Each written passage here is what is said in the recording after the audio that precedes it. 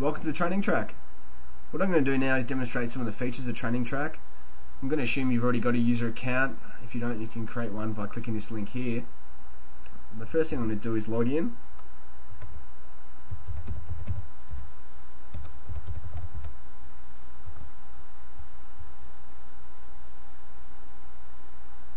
And I'll go into my programs and I'm going to create a new program. I'm going to call my program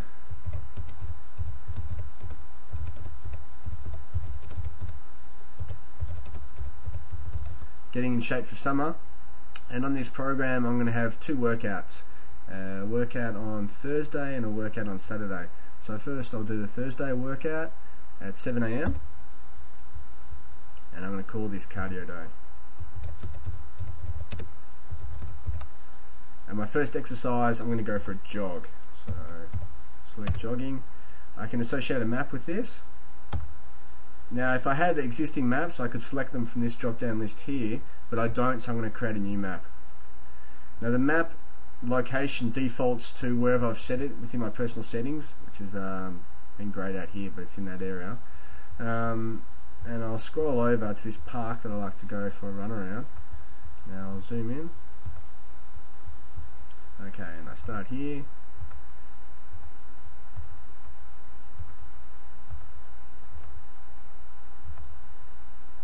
I'm obviously doing this pretty roughly. If this was a real map, you'd want to zoom in a lot closer and make it a lot more accurate. One thing I would suggest as well, if you're running around a park as opposed to roads, it can be hard to see landmarks, especially if there's no tracks. If you go to satellite mode and zoom in, it's much easier to see landmarks. So you can see things that stand out, like buildings and stuff like that you may not be able to see in the straight mapping section. You can change that using these buttons here. Now I'm going to call the map Albert Park.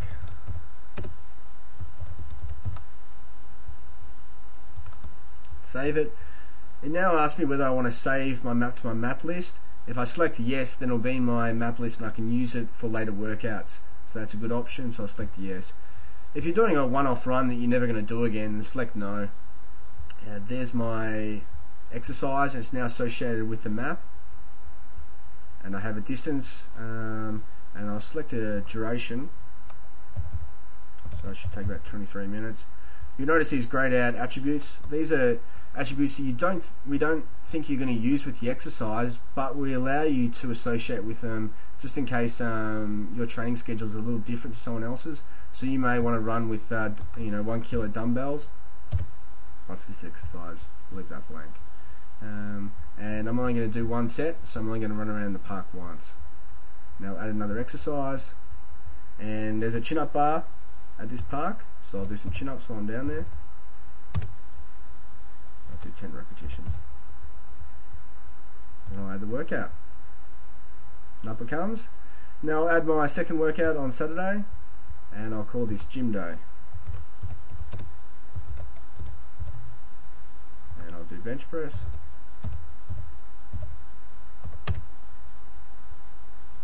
And I'll add a couple of sets.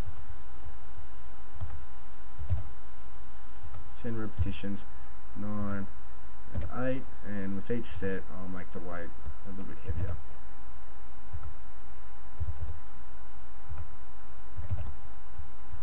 And then I'll add another exercise and I'll do squats.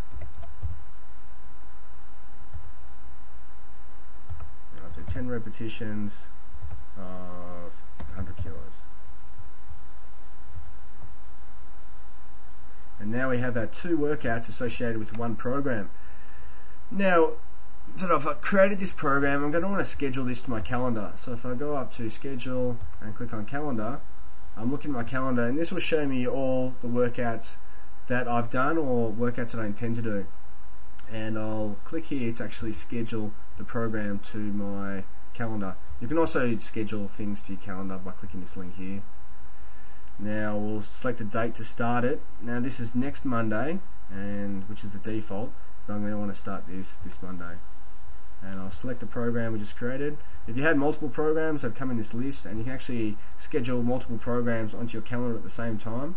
For instance, you may have one for jogging, another one for some kind of sport you do, and then cycles. So how many times we're going to do it.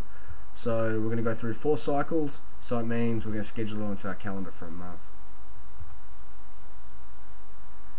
And up they come, and they're both in yellow, and yellow signifies that they're pending.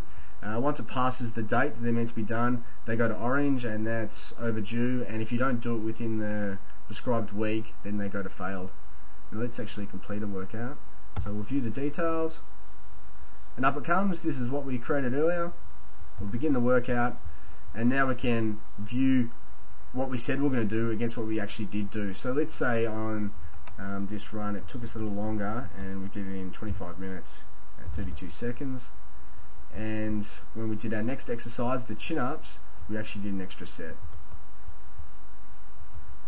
And we're tired on the extra set, so we only did 5 repetitions. And we'll save it. And then it goes green, and you can go in and you can view the details, and you can view, so for the jog, you can view what you did against what you said you're going to do, and you can see that with the chin-ups, I did an extra set because there's no goal information associated with that set. Now, probably my favourite feature of Training Track is the fact that you don't actually have to enter this information in on your PC. You can actually enter it in on a pocket PC or your mobile phone. So here I've got an emulator. Probably makes more sense to do something like this on your mobile phone, and that way you don't have to carry around your training diary and all that kind of stuff when you go to the gym. All you have to do is carry around your phone, which you're probably going to have on you anyway. I'll go into Internet Explorer, and we'll go to trainingtrack.com.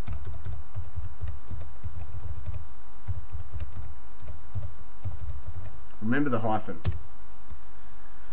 Okay, and there it is, and if you log in here, we can actually process this second workout here and do that. But I'll let you muck around with those features in your own time. If you have any questions, feel free to contact us at info@trainingtrack.com. Alright, bye.